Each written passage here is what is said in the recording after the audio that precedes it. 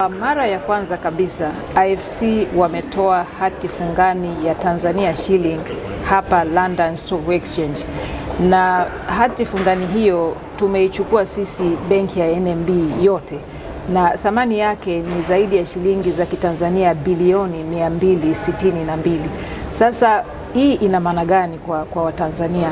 Fedha hizi, ndugu zangu wa Tanzania, zote tunakuja nazo hapo NMB Bank na tutazitumia kutoa mikopo kwa wafanyabiashara wadogo, wakulima, biashara za wanawake na biashara nyingine zote ambazo zinaendelea tu kuwezesha uchumi wetu wa Tanzania, na hakika zitaenda kusaidia hata kuongeza ajira kwa Watanzania na vijana wa Kitanzania. Maana yake ni kwamba sasa Tanzania itapata fursa ya kutumia uwekezaji kutoka nje ambao utatumia shilingi yetu. Lakini tumezoea hati fungani nyingi ambazo zinatolewa, mara nyingi inakuwa ni kwa ajili ya serikali kwenye miradi yake ya maendeleo. Lakini kwenye hati fungani hii ambayo imetolewa kupitia shirika la fedha la kimataifa IFC kwa mashirikiano na benki yetu ya NMB, itatumika zaidi kwenye uendelezaji wa sekta binafsi.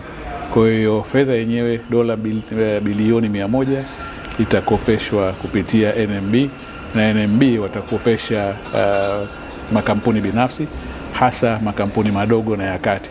Kwa maana yake ni kwamba inakwenda kusaidia ujenzi wa sekta binafsi ambayo inaendana sasa na azma yetu ya dira ya mwaka 2050. Na kwenda kujenga wigo wetu mkubwa zaidi wa kiuchumi. Kwa tunategemea sekta kwa mfano za uzalishaji kama vile kilimo, sekta ya viwanda, utalii na sekta nyingine za uzalishaji zitapata fursa kupitia makampuni madogo na ya kati, SMEs, kuweza kupata fedha ambapo tunategemea zitakuwa kwa gharama nafuu kuliko ambayo tumezoea, na hizi zitasaidia kukuza sasa uchumi kuendana na kasi ambayo inatarajiwa. Tumeona kuna shauku kubwa katika soko la hapa. Hata hii leo tumekuwa na mikutano kabla, na wenzetu walikuwa wanaulizia, wengine wawekezaji wengine wamekuwa wakiulizia lini itatokea fursa kama hii nyingine.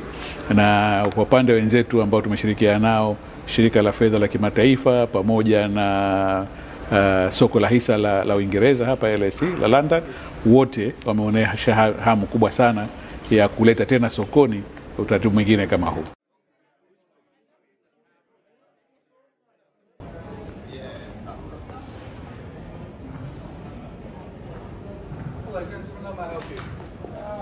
Like,